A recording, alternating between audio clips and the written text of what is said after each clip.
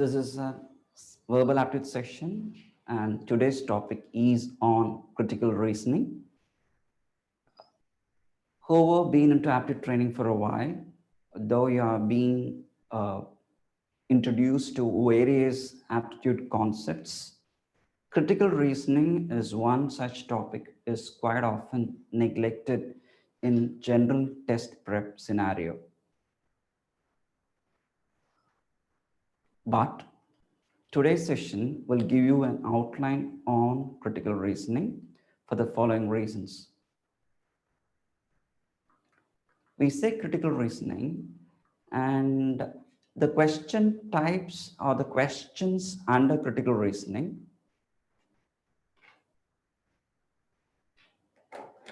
serve three important advantages while you are on aptitude preparation. First, this is a foundation for, I would say, very strong foundation for reading comprehension questions.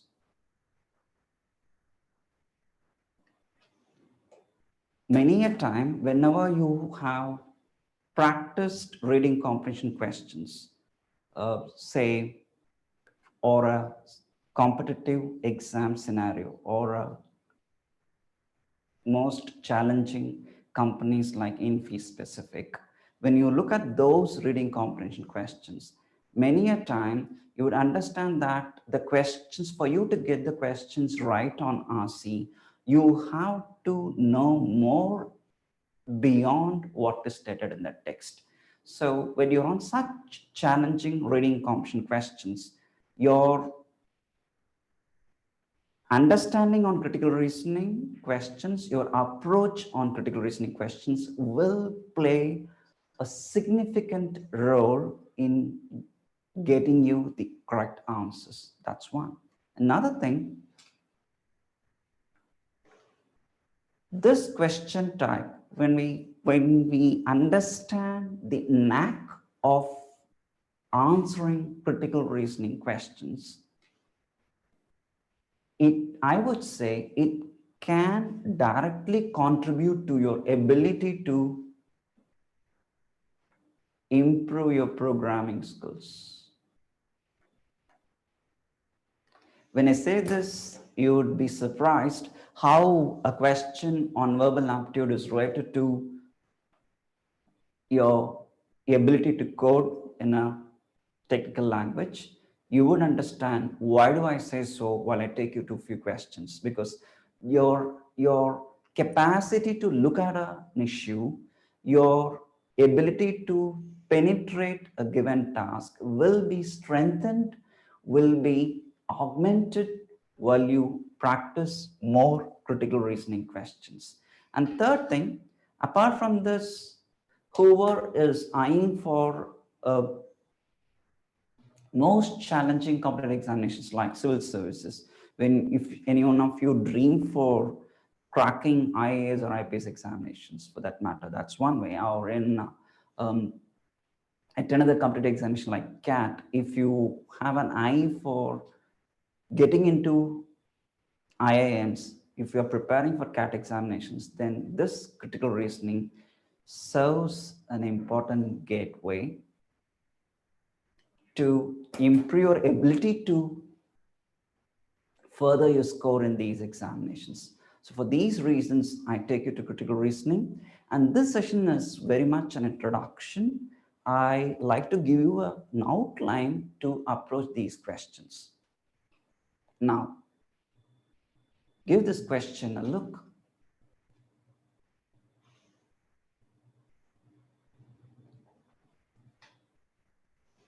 I want you to read first the text alone. When I mean the text, I pointed it here. It starts with beautiful and ends with state. It's just a sentence. Just read this text. Take 20 seconds time.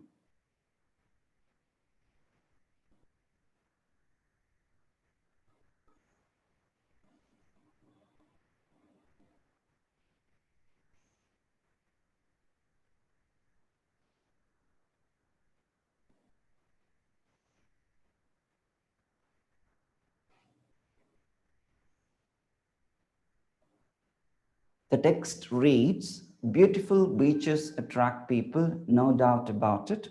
Just look at the city's beautiful beaches, which are among the most overcrowded beaches in the state. Now, you are given a text. Here the text is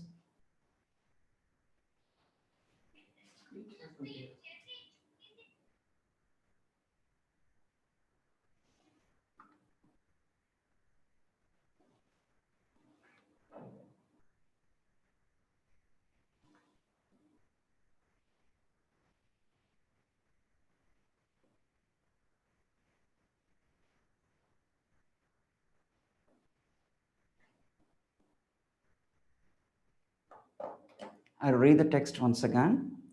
Beautiful beaches attract people, no doubt about it. Just look at this.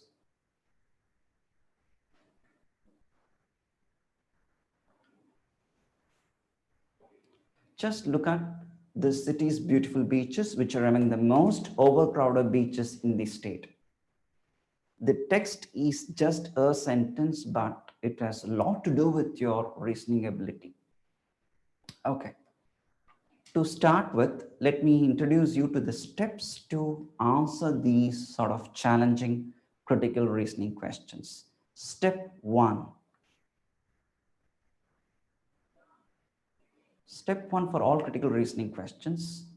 Try to read the text and identify the claim, the given text. Identify the claim. When I say the claim, then this will make you understand the given text shouldn't be viewed as an ordinary text. Rather, the given text must be viewed as an argument.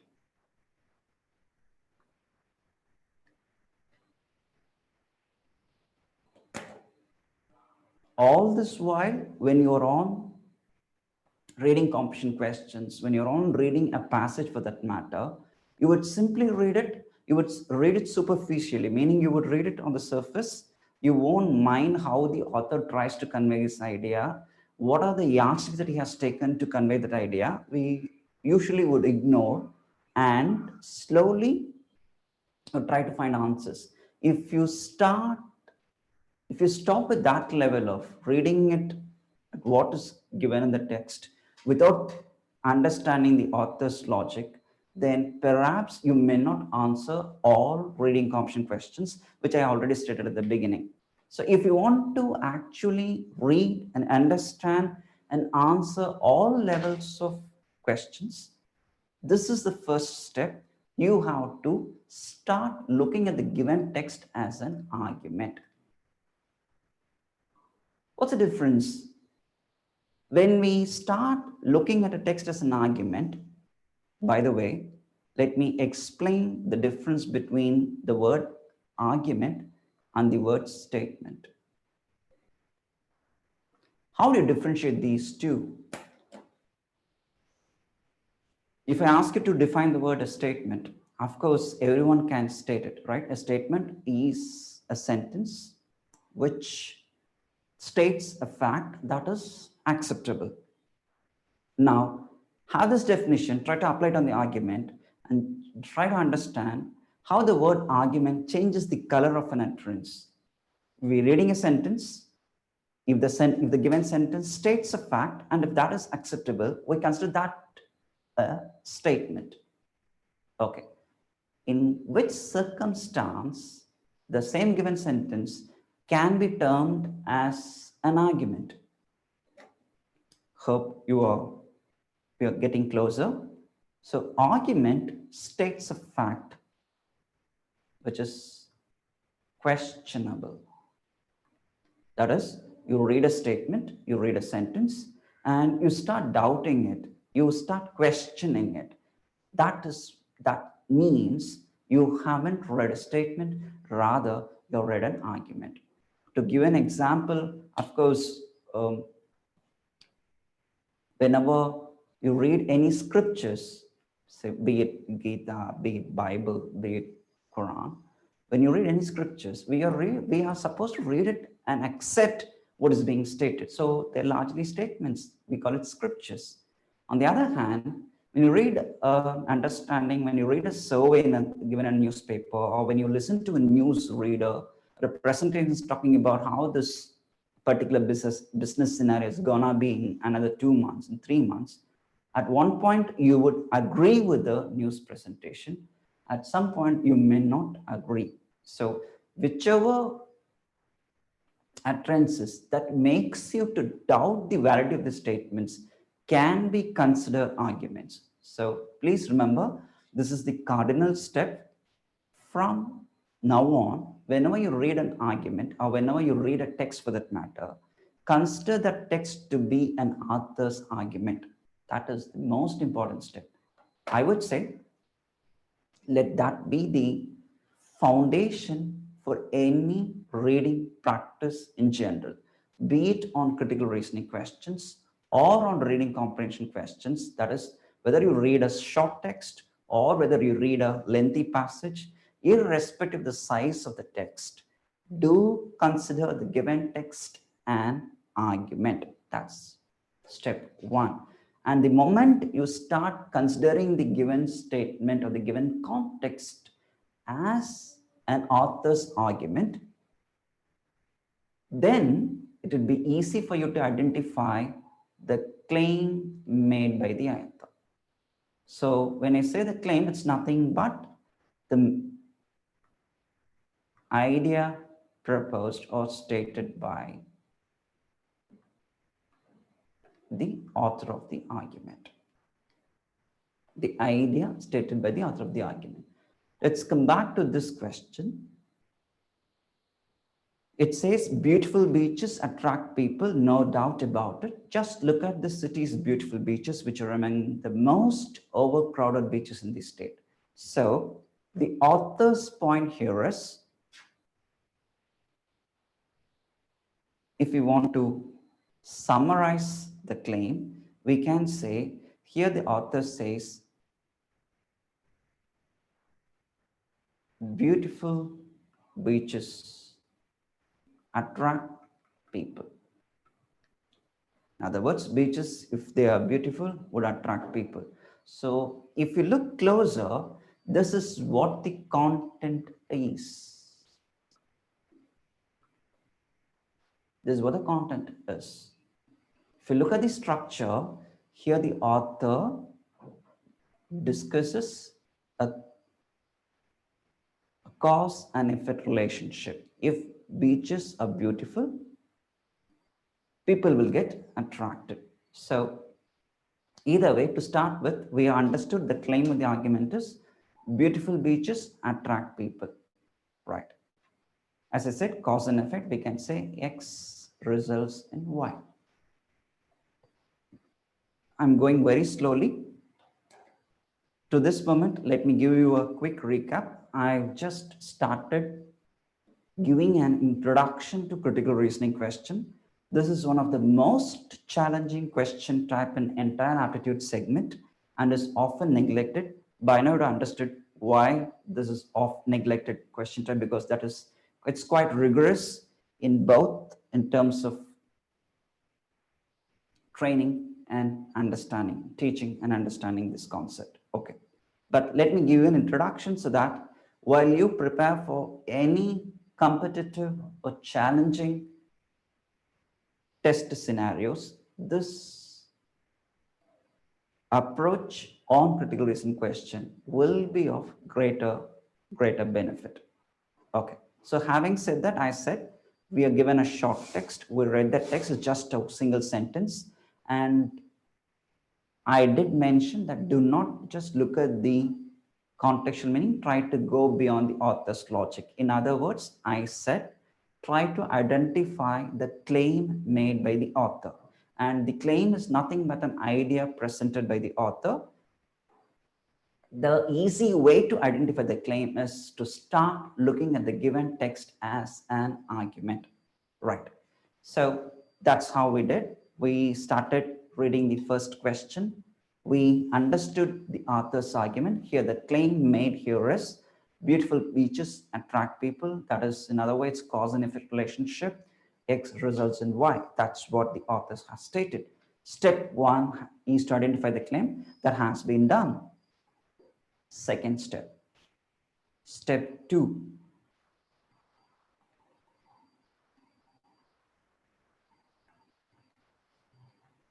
The second step is to understand the question. There is a pretty much difference, I would say a larger difference between reading a question and understanding it.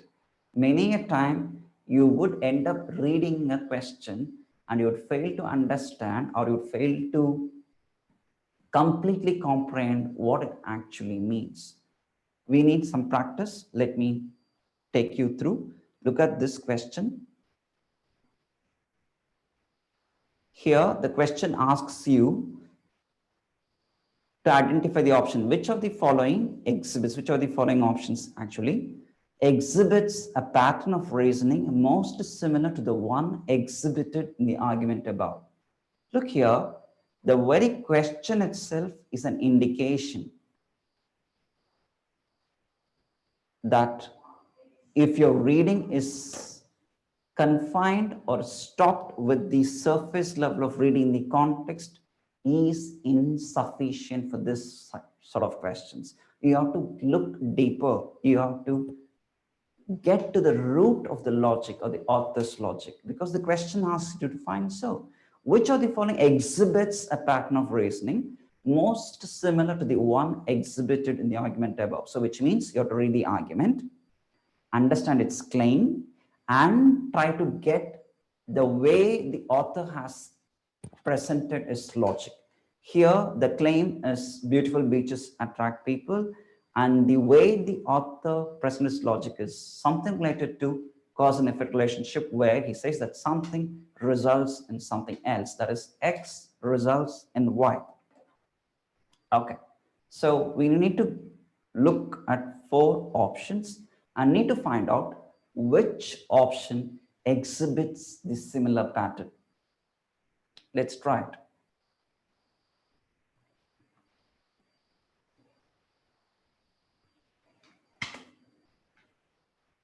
Let's start with option A.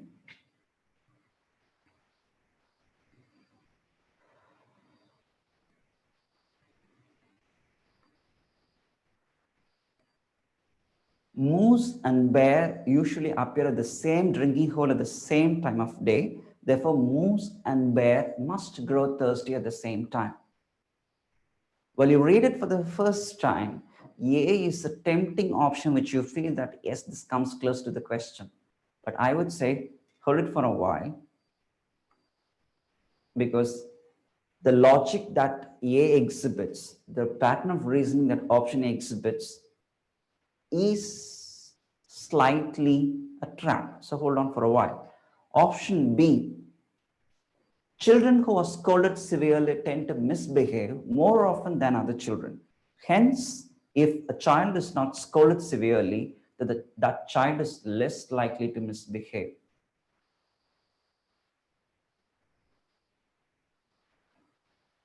Option B, look at the pattern of reasoning. Do you gather any clue?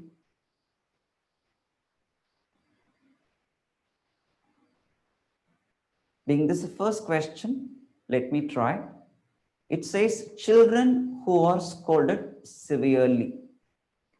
Look at the emphasis here. Are we discussing children in general, or are we discussing a separate set of children? Let me take you to the pattern here. If children in general is it's a set. So this is children who are scolded severely becomes a subset. Therefore, option B is not the one that exhibits the similar pattern of reasoning. This can be eliminated. Option B is wrong because it presents or it exhibits a different pattern Unlike to the pattern stated above, B gets eliminated. Look at option C. This computer program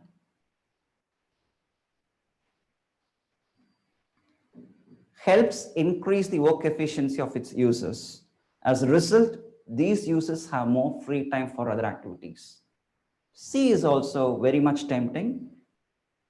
C, I would say, is a partially right answer. Why do I say partially right? This computer program, a factor, increases work efficiency. So another factor, which means X results in Y. So I say option C is partially right because option C continues with another logic. As a result, these users have more free time for their activities. What does it mean? Which means Y results in Z.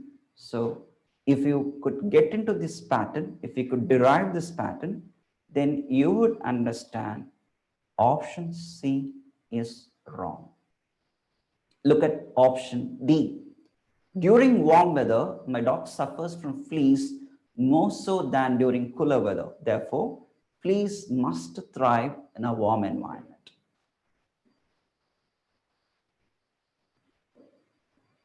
I'd like to give you another 10 seconds time for you to read option A and option D much closer and arrive at a decision, because I've introduced you to the other two options, option B and option C.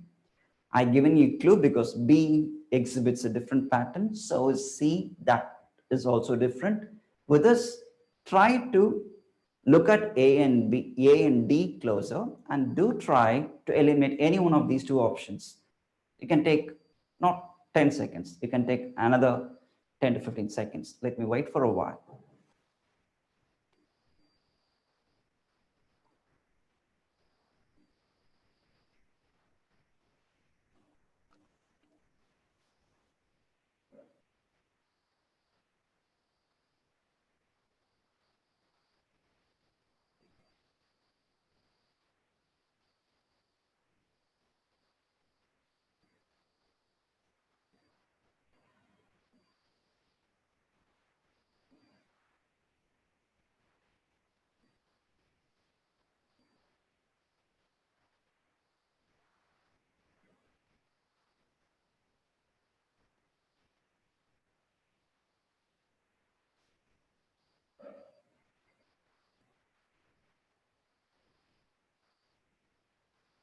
Right, look at option A and option D. We'll start with option A. Moose and bear usually appear at the same drinking hole, the same time of day. Therefore, moose and bear must grow thirsty. So, how many factors have been talked about? To make it pretty much simple, when you say moose and bear, then itself it becomes X and Y. Therefore, A gets eliminated. The right choice D. You would have already read it, so I don't want to read it again. It concludes fleas must thrive in a warm environment. So X results in Y, fleas to warm environment. Option D exhibits a pattern of reasoning that is most similar to the one that is presented in the above argument. Answer is option D. Now, the second question. First step, read the text alone.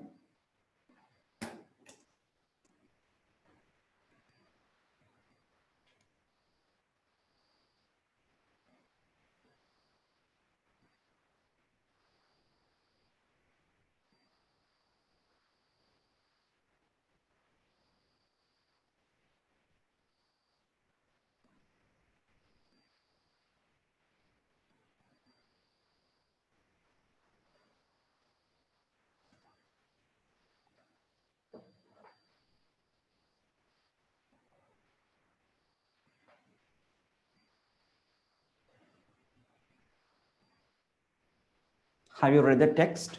In Arizona, profits from sales of Grainco's biggest selling product, cornflakes, have dropped by 30%. over the last 3 years. During the same time, the value of a share of Grainco stock rose by over 20%. This is puzzling because the value of a stock usually decreases when a company's sales decrease. Whoever has very common business sense would find it easier to understand the claim presented in this argument. It says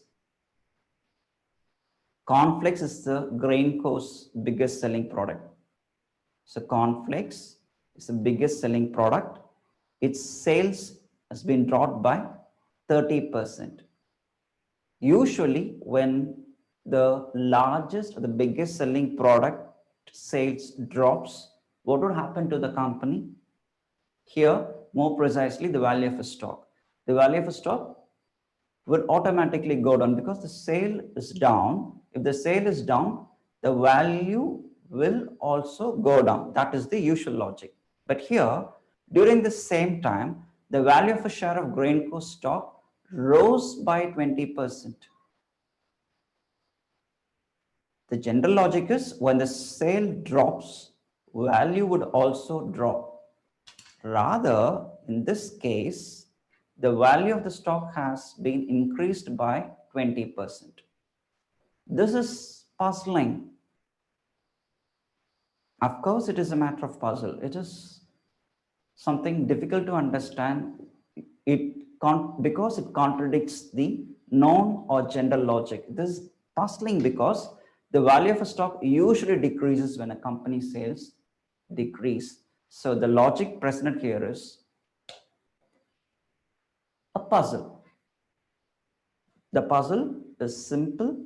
It says usually when a company's biggest selling product sales drops, the value of a stock goes down with it. If the sales drops, the value of the stock also decreases. Here, instead of the usual logic, the value of the stock has increased by 20% despite poor sales. This is what the argument's claim is.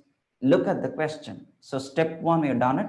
Step one, I said, if you want to recall,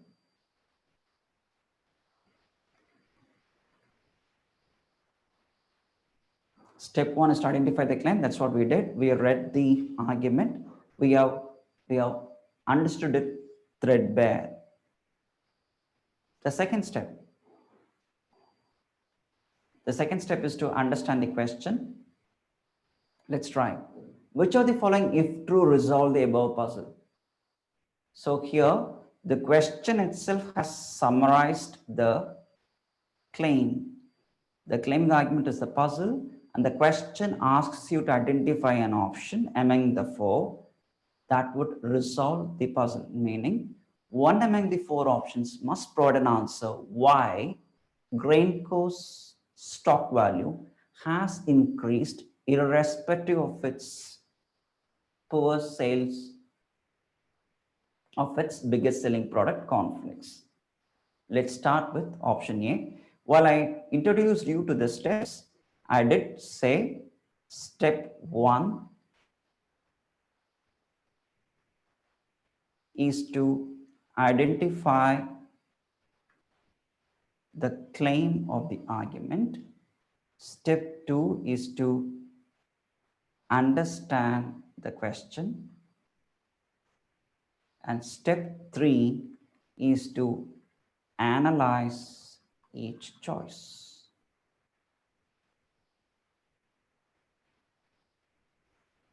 If you could relate it to any of your prior experience on comprehension for that matter, and if you relate it to this training, you would understand that on the third step lies the difference. I'm asking you to pay more emphasis, more attention, and I'm doing a greater emphasis on this step. You should learn to analyze each choice. And by analysis, I mean, if you're given four options, You must learn to eliminate three options. I say you should learn to eliminate three options. So which means elimination must be based on a reason. If you're reserving an answer choice, if you think a particular answer choice among the four is correct, hold it for a while. On the other hand, if you consider a particular choice is wrong, if you want to eliminate a choice, you will eliminate a choice only if you have a strong reason to eliminate. This is the second cardinal principle which I insist and strongly recommend.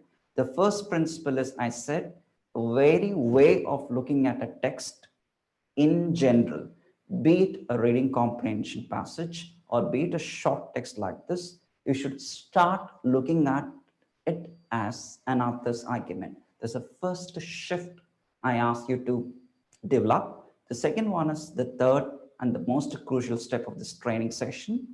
You would analyze each choice.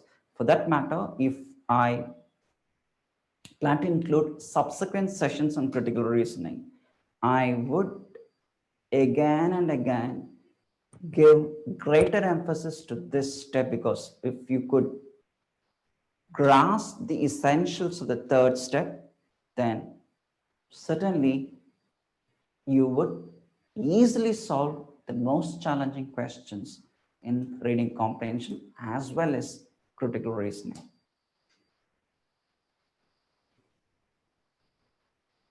Okay, let's start our analysis. Here, the question asks us to identify an option among the four to find out which could solve the puzzle. Let's start with option A. Severe drought in Midwest destroyed a large percentage of the corn crop, forcing grain to buy less corn. So what does it talk about?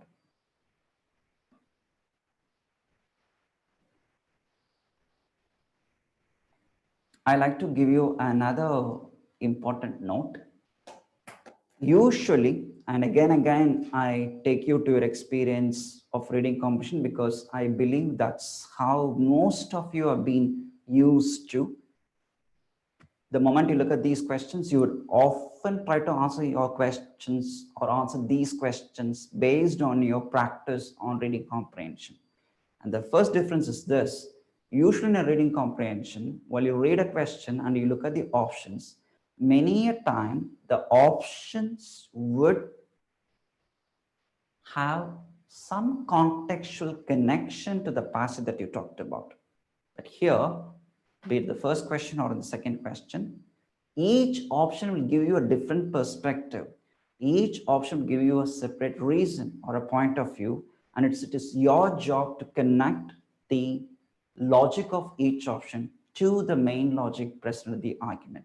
That's the reason I said this question or the practice on this question type has a strong impact on your programming skills. Coming back, look at option A. I want you to connect this logic to the logic stated in the argument. Option A says severe drought in the Midwest destroyed a large percentage of the corn crop. So what would happen? In the given argument, it says Grainco's biggest selling product is cornflakes, and the sale of cornflakes has dropped to 30%. If you read option A much closer, then option A explains, or perhaps may explain, why the sale has been dropped. May, I won't say it directly explains, it may, because there is a shortage in developing cornflakes, because it says forcing Grainco to buy less corn means what? The raw material to make cornflakes is less, because it says the drought has destroyed a large percentage of the corn crop. So which means the production of cornflakes itself has fallen, and thereby it may explain why the sale is down. May, I won't say exactly. So either way, either you look at it that way, either you try to connect this logic to the arguments logic, or just verify whether option A is adequate to solve the puzzle. Here the puzzle is sale has decreased, whereas the value of stock has increased. Your option should do both. Your option should say how, despite the poor sales, the value of the stock has gone up. If you look at it that way, A is inadequate. It just stops with perhaps it could provide a reason why the conflict sales could be dropped, and it nowhere states how the value of stock has gone up. So we can be very, very clear in limiting choice A because it fails to resolve the puzzle. Look at option B. Grainco closed a food processing plant in a locality that offered cheap labor and low taxes. Okay. Read it and try to connect it to the main argument. Option B says Grainco closed a food processing plant in a locality that offered cheap labor and low taxes. Okay, fine. If the company happens to close a food processing plant, what would happen?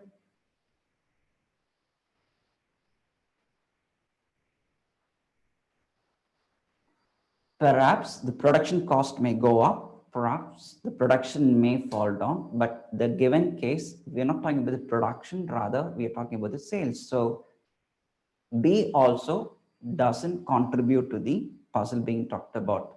In other words, B fails to explain why Grainco's stock value has increased.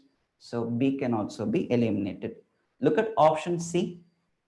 Profits from Grainco oatmeal, which account for a large part of Grainco's total sales and profits, increased dramatically in both the foreign and domestic markets. The moment you look at option C, you would feel certainly, or you would be very much convinced that C is giving you a compelling reason to solve the puzzle. So I like to hold it for a while. Look at option D. Several articles in prominent business publications listed Grainco as a company that has poor management. Whoever stays in touch with reading newspapers, whoever stays in touch with the current updates would understand whenever there is a negative news, because here it says many publications, several articles in prominent business publications. So which means many publications listed Grainco as a company that has poor management. So when there is a negative news about a particular company, it would immediately impact its stock value, which means if Grainco is in bad news or if has some negative news, obviously the value of stock will fall down. Whereas in this case, when I say this, that itself explains everything. So D doesn't solve the puzzle, simple. C has to explain because we have strong reasons to eliminate A, B, and D.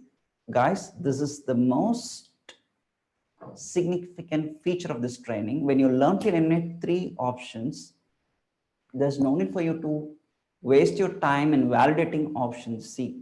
C will be the righteous because you're very clear in eliminating 3 choices, and all those 3 choices are wrong. We can state it wrong because A, B, and D fails to resolve the puzzle. None of these 3 options have explained why Grainco's stock value has increased. So, which means C has to be right. But since we're in the training mode and being this be the very first session on critical reasoning, I like to validate option C for you. C says profits from Grainco oatmeal. So what does it say? In the given argument, there is a reference to one of the product of Grainco, that is cornflakes. C introduces us to another product, oatmeal. So C says another product which account for a large part of Grainco's total sales and profits. So which means compared to cornflakes, oatmeal is another product which results in better profits, increased dramatically in both the foreign and domestic market. So if a company which has more than one product, when it faces a situation where a product sales gone down and there is another product which really goes well, which really becomes a super hit, obviously when that particular product does well in the market, its profit margin will go up, and when the company's profit margin will increase, so will be the value of the stock of that particular company. Therefore, C explains how Grainco's stock value has increased by 20% or by whatever yardstick that it has talked about, though the company's biggest selling product Cornflakes has fallen down. Answer for this question is option C.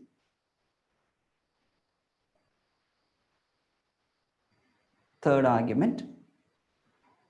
I'd like to give you 1 minute time for you to follow the 3 steps, of which first start with step 1. Read the text, please, and try to identify the claim given in the text.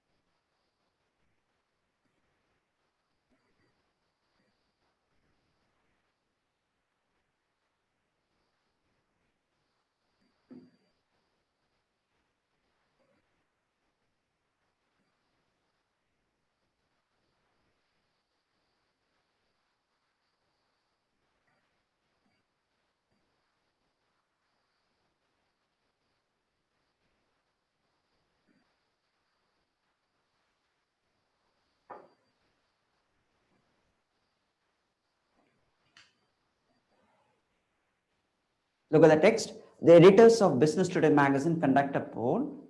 Readers regarding the proposed increase in the rate of income tax paid on profits from the sale of stocks. The editors of Business Today magazine conduct a poll.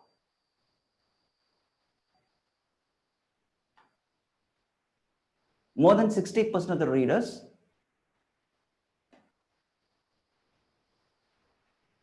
oppose the proposed tax. The editors concluded that the majority of Americans are opposed to any increase in the tax on profits from stock sales. This is the given argument. Now try to identify the claim stated in this argument.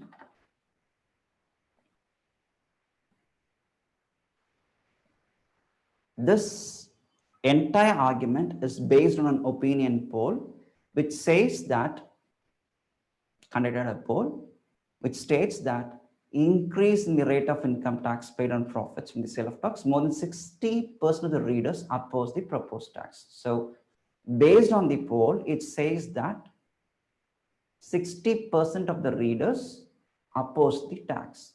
Therefore, the conclusion made by the editors is majority of Americans are opposed to any increase in the tax on profits from stock sales.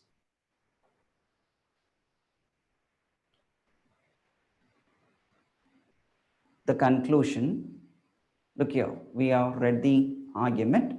Claim 1, the claim of the argument here is, the entire argument is based on an opinion poll which states more than 60% of the readers oppose the proposed tax.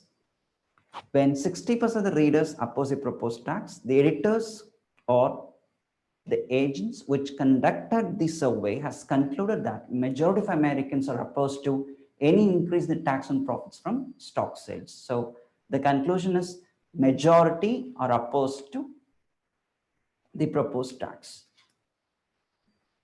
Claim has been understood. Majority oppose the proposed tax.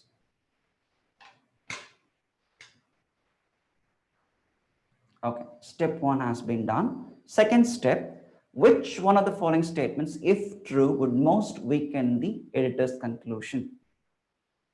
While you read the questions, this is the third question, and each question is different with a different logic. Here, the question asks you to understand the claim and weaken the claim. You have to identify an option that would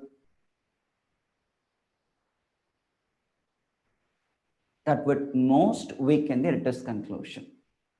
The conclusion is majority of Americans oppose tax. Okay. Let's start analyzing all the 4 options. First, give all these 4 options a look, A, B, C, D, and of these 4 options, based on your ability to analyze, do try at least of the 4 options. How many options were you able to eliminate? Take 30 seconds time, please.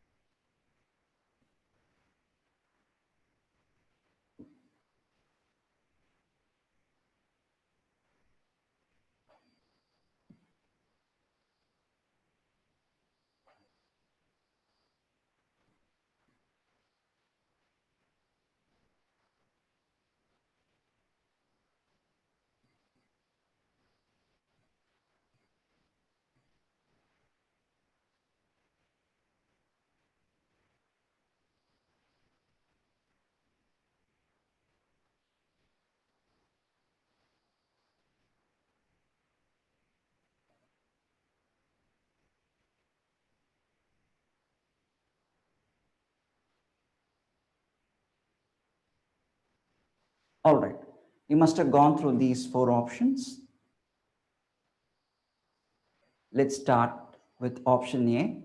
Prior to that, were you able to eliminate any of these 4 options, keeping in mind the claim? The claim here is majority of Americans opposed to any increase in the tax on profits. So to roughly state it, majority of Americans oppose the proposed tax. That is the conclusion. And the question asks you to identify an option that would most weaken the editor's conclusion. Let's start with option A. Some readers of Business Today magazine are citizens of countries other than the United States. Look at option A. Does option A does anything to the claim? Here the claim is majority oppose the tax. So it should say why they oppose it or anything related to their opposition, whereas it stops with the nationality of the readers. It says some readers of Business Today magazine are citizens of countries other than the United States. Thereby, it just stops with the nationality of the readers. It doesn't say whether they like it or they don't. Therefore, option A is a wrong choice. This is one reason based on the content. We can also look at the structural clues. Look at the first word of an option A. It begins with some readers, whereas the claim is majority. When you can always depend on these structural clues as far as critical reasoning questions are concerned. Majority of Americans, which means a larger set, whereas your option begins with a specific, some readers. Usually, when you discuss something in general and when an option begins with some or a specific category, usually the choice would be a wrong choice. This is a structural clue. I've given you two different ways of eliminating option A. Option A, content wise, is wrong. Option A, structure wise, is also wrong. The structural clue is some, whereas we are discussing majority. So A gets eliminated. Option B,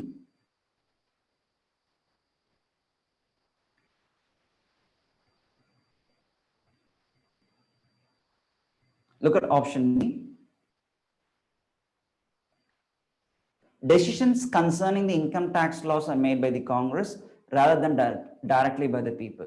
So option B talks about who makes the decisions. Here we are discussing the opinion poll.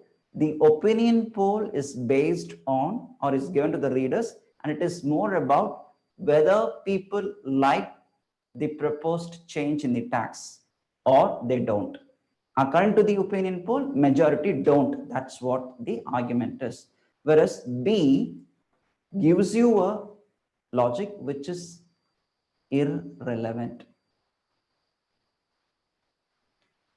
It is irrelevant logic. Decisions concerning the income tax laws are made by the Congress rather than directly by the people. Is the entire argument discusses who has made the proposed change in the tax system? Is that what the subject of the discussion is?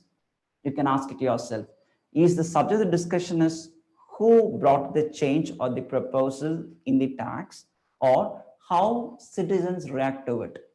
If you simplify these two questions, then you clearly understand the argument is not about who brought in the proposed change in the tax system. Rather, the entire argument is about the people who are the people's reaction to the tax system. The people's reaction is opposition. That means they don't like it. Whereas option B talks about who makes the decisions. Thereby, this is not relevant to the given context. We can eliminate it. So I'm giving you the second structural clue. These are all certain labels or certain characteristic features of answer choices. By now you have understood the format. You're given a short text followed by 4 options. If you want to eliminate these options faster, then remembering these labels will be very, very helpful. If you term a particular choice as an irrelevant choice, then it means that the given text and the choice is completely out of scope. It's completely not related to the point that we're discussing. Okay, remember this idea so that this helps to make your elimination faster. B gets eliminated. Look at option C. Most of those who earn profits from stock sales are wealthy and can afford to pay higher taxes.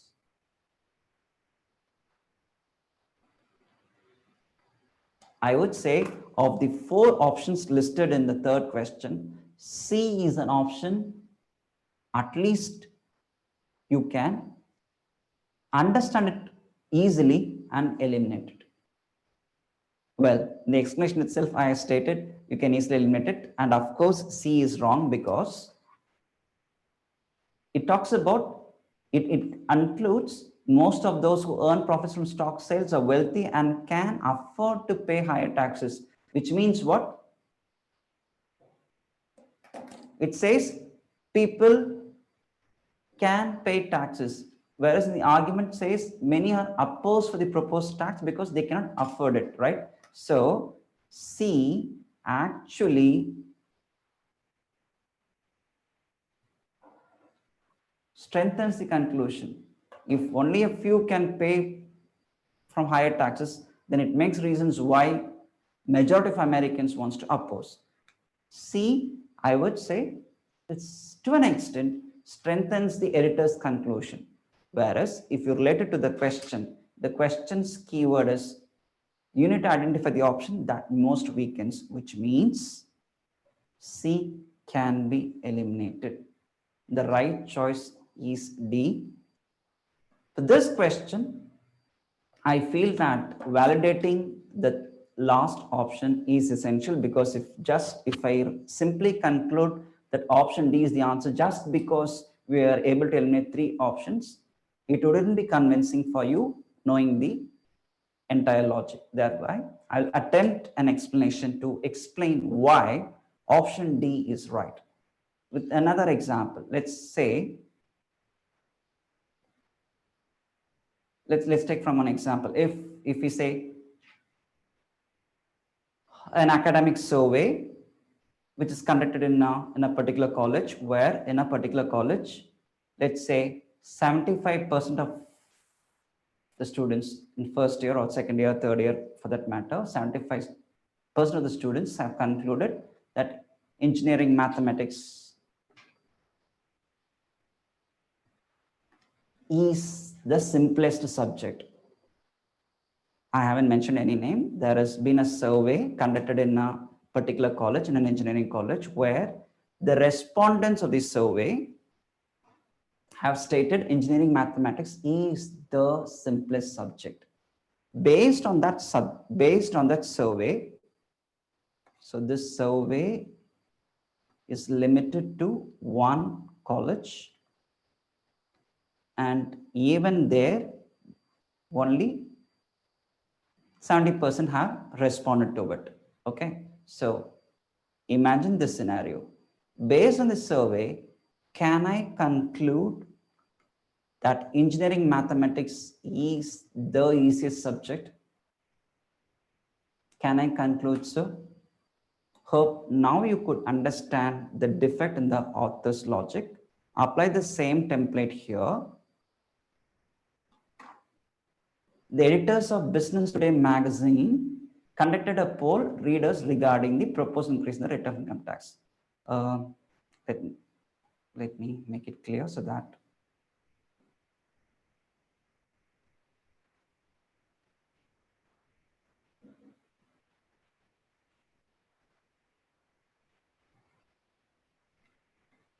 this, I believe, would help you to develop identifying shifts in the given context. Here the shift is, the editors of Business Today magazine conducted a poll readers regarding the proposed increase in the rate of income tax paid on profits from the sale of stocks.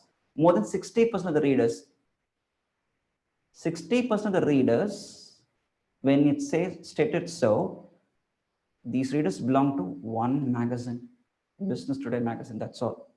Let's look at our example. Let's take an example like India, where everyone knows there is a magazine called India Today. Is that the only magazine? Hope you get the logic. So there are many magazines. Likewise, Business Today magazine is one such. It conducted a poll, and yet another flaw in this argument is 60%, only 60% of the readers have responded, not all the readers. With just one magazine and 60% of the readers, the editor of this magazine has concluded majority of Americans. Look at a larger shift happening in this argument. The largest shift with one set, like in the previous example I stated, with 75% stating engineering mathematics is the simplest subject, I conclude, or I jump to the conclusion that all engineering students consider engineering mathematics as the simplest subject. It would be ridiculous, it would be absurd. That's how this structure, that's how this argument is based. With one magazine, with one opinion poll, with just 60% of the readers, the editors of the magazine have concluded that the entire